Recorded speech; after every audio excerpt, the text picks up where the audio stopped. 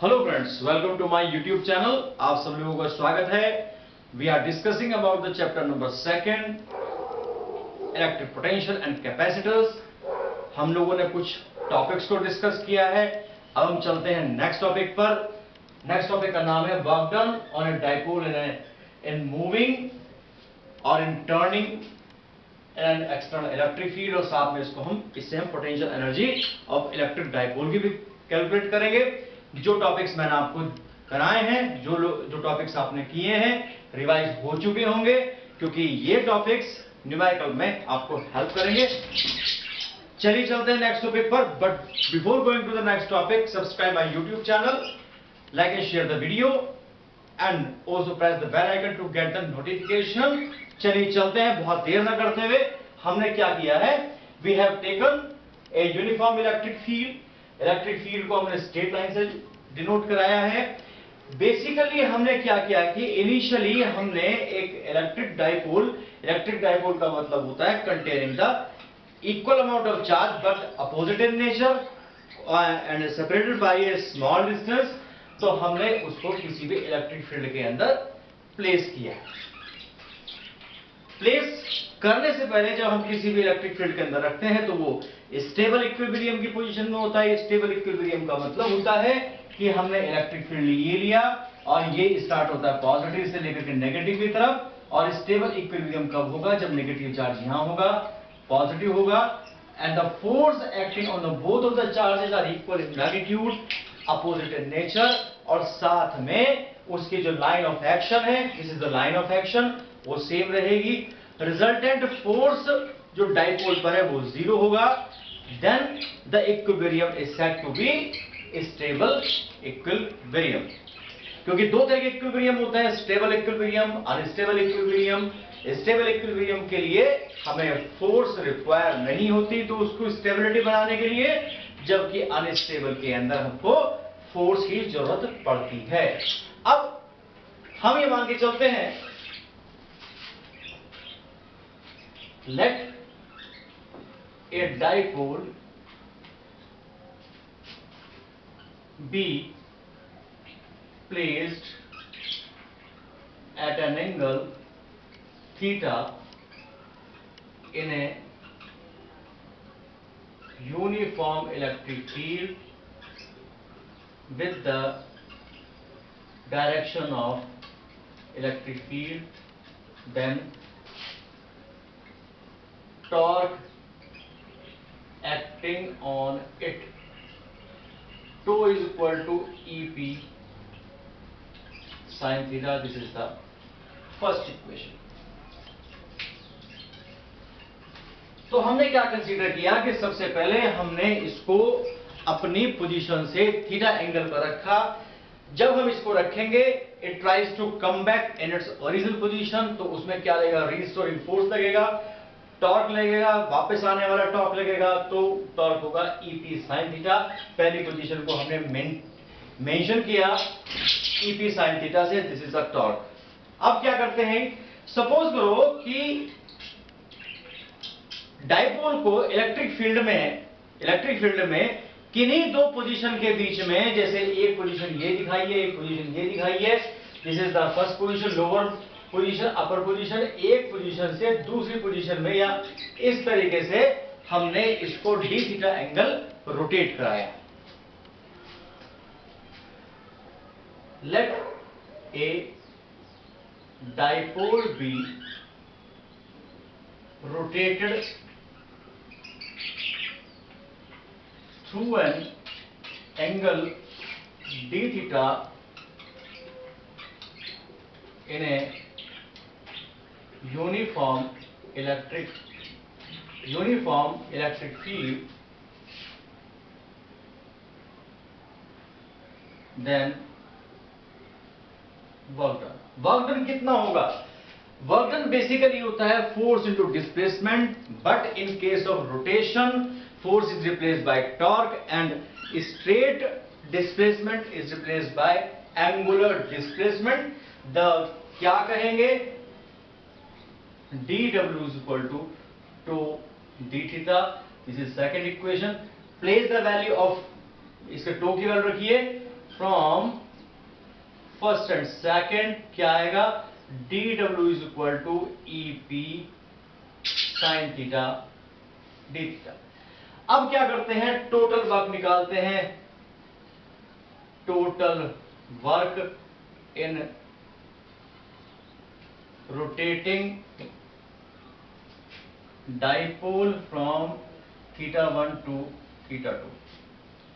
W कितना होगा भाई, EP बाहर लिया और इंटीग्रेशन किया साइन थीटा डी θ1 से θ2 तक की हमने इसके अंदर बात करी है। अब इंटीग्रेशन शायद आप लोगों ने पढ़ लिया होगा मैथमेटिक्स के अंदर, तो इंटीग्रेशन कितना होना चाहिए, इंटीग्रेशन निकालने के लिए कैसे निकालते हैं, डिफरेंशियल आपको पता है कि साइन थीटा का डिफरेंशियल कॉस थीटा होता है, कॉस थीटा का माइनस साइन थीटा होता है, and differentiation and integration both are opposite process. तो हम क्या करेंगे, W is equal to EP, this is minus of cos theta θ1 to θ2। अब इसको ऐसे लिख सकते हैं, cos थीटा θ2 टू θ1, रखिए value EP cos θ1 minus cos θ2, this is the work. आपको ये पता है कि जब हमने किसी भी डाइपोल को या किसी भी बॉडी को रोटेट कराया या मूव कराया, तो इनिशियली आपको वर्क करना पड़ेगा। वर्क जो है हमेशा काइनेटिक एनर्जी के अंदर या पोटेंशियल एनर्जी के अंदर स्टोर होता है। तो किस तरीके से स्टोर होता है भाई, पोटेंशियल एनर्जी अगर बॉडी मोशन में है तो वर्क जो है वो काइनेटिक एनर्जी के फॉर्म में होगा, और अगर बॉडी रेस्ट की कंडीशन में आ गई तो work done converted into potential energy. Note करिए आप लोग।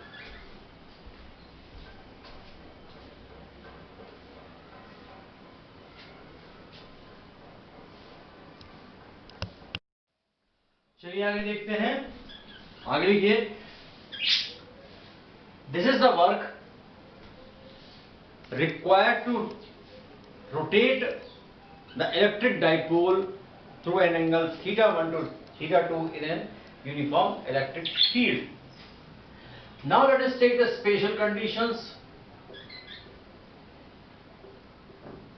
स्पेशल कंडीशंस में क्या लिया जाएगा, पहली कंडीशन की हम बात करते हैं कि if θ1 is equal to 0 degree and θ2 is equal to θ, means जो पहली पोजीशन कंसीडर की गई इनिशियल पोजीशन वो हमारी रेस्ट की पोजीशन है, वो हमारी स्टेबल इक्विलिब्रियम की पोजीशन है, उसे थीटा एंगल रोटेट कराया गया, तो वर्क डन कितना होगा, W is equal to EP cos 0 minus cos of theta. It can be written as EP 1 minus cos theta. Second condition, if θ1 is equal to 90 degree and theta is equal to theta, W is equal to EP cos 90 minus cos theta.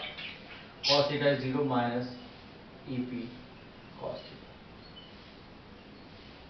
This is the potential energy of a dipole. So EP cos theta or minus vector E dot vector P.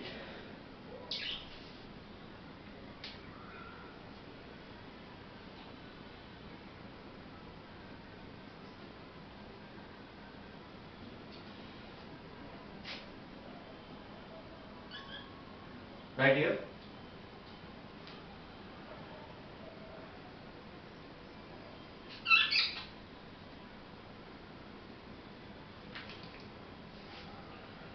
Now let us come to the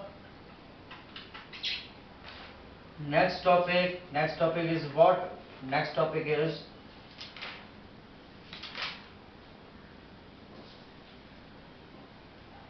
electrical potential energy. चलिए अब चलते हैं electrical potential energy.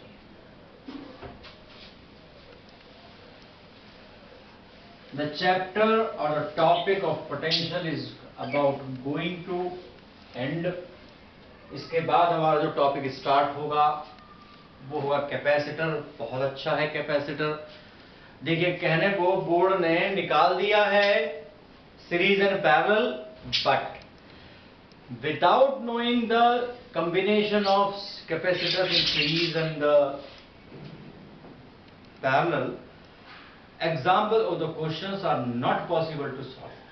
चलिए क्या करते हैं, electric potential energy. Electric potential energy, here is O एक point है जहां सोर्स चार्ज Q1 कंसीडर किया है, दूसरा ए पॉइंट है जहां Q2 कंसीडर है। सेपरेशन हमारी स्मॉल r की सेपरेशन है। तो बेसिकली हम डिफाइन कैसे करते हैं, इसको डिफाइन करने का तरीका वही है जो पोटेंशियल के अंदर किया है। बस पोटेंशियल में हमने जो कैरी किया है unit positive charge, test charge को कंसीडर किया है। इसमें हमें केवल सिंपली चार्ज कंसीडर करना है। उसमें कोई ऐसी रिक्वायरमेंट नहीं है कि भाई हमें यहाँ यूनिट पॉजिटिव चार्ज ही कंसीडर करना है, नेगेटिव चार्ज भी कंसीडर कर सकते हैं। चलिए देखते हैं क्या करते हैं। तो डेफिनेशन क्या होगी, डेफिनेशन होगी the work done in bringing a charge from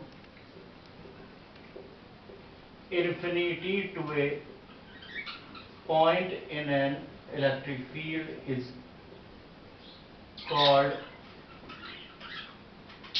potential energy of the charges. Potential energy of the charges. अब क्या कहते हैं, पोटेंशियल की डेफिनेशन क्या कहती है, आपको पता है electric potential at A due to Q1। हमें क्या पता Q1 की नेचर कैसी है, तो पॉजिटिव ले सकते हैं। V is equal to 1 upon 2 pi epsilon naught, the medium is taken air vacuum, Q1 upon R। क्योंकि जो पोटेंशियल है वो टेस्ट चार्ज पर डिपेंड नहीं करता, it depends only on the source charge पे डिपेंड करता है। तो आगे देखिए इसके अंदर क्या होगा, and according to definition of potential, potential के डेफिनेशन में क्या होना चाहिए कि V is equal to W upon test charge होता है। टेस्ट चार्ज हमारा कितना है Q2, जिसको हम लेकर के आ रहे हैं, एम्प्लाइज करेंगे W is equal to V into Q2। Now substitute the value of V की वैल्यू सब्स्टिट्यूट करते हैं तो 1 upon 2 pi epsilon naught Q1 Q2 upon small r। This is the work done of a system of charges. This is the work done stored in the form of potential energy of the system of charges. This is the potential energy of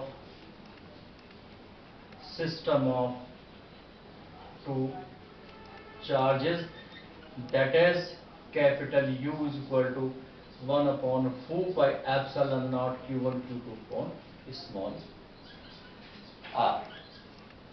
This is the value. अब इसके बाद जो हम बात करेंगे उसमें क्या बात बतानी है कि नोट कर लेते हैं। नोट में क्या कहते हैं कि if Q1 and Q2 both are positive or negative, then U is positive. U positive होगा, जैसे इलेक्ट्रोस्टैटिक पोटेंशियल चार्ज डिपेंडेंट है, चार्ज नेचर डिपेंडेंट है, इसी तरीके से पोटेंशियल एनर्जी भी डिपेंडेंट है। और अगर पोटेंशियल एनर्जी पॉजिटिव आती है, क्या कहते हैं, इट मीन्स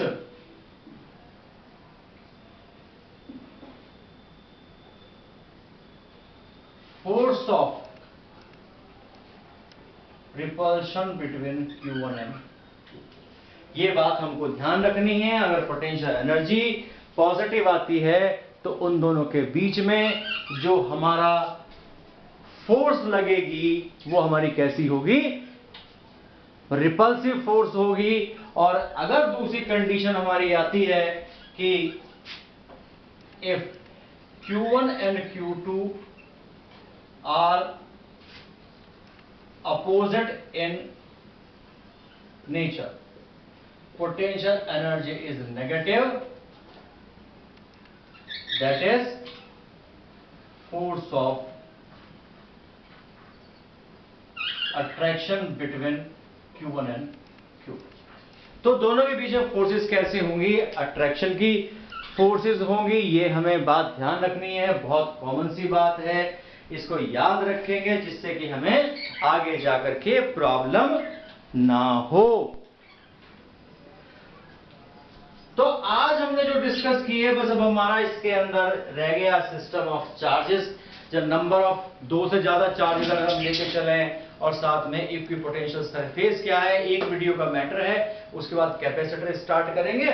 तो जितना मैंने आपको वर्क कराया आप लोग उसको एक बार कॉपी में नोट करिए, उसको रिवाइज करिए, मेरे साथ बने रहिए, प्रॉब्लम ना आए। वीडियो को इसलिए स्टार्टिंग से लेकर के एंड तक देखिए। वीडियो कैसी लगी ये आप सबका वर्क है। वीडियो कैसी लगी उसके बारे में कमेंट करिए, फीडबैक दीजिए, मेरे साथ बने रहिए, काम करते रहिए, हंसते रहिए, मुस्कुराते रहिए और आप अपना वर्क प्रॉपरली करिए, जिससे हम भी खुश हो जाएं, आप भी खुश हो जाएं, आपके घर वाले खुश हो जाएं। हंसते रहिए, फिजिक्स को समझते रहिए, मुस्कुराते रहिए और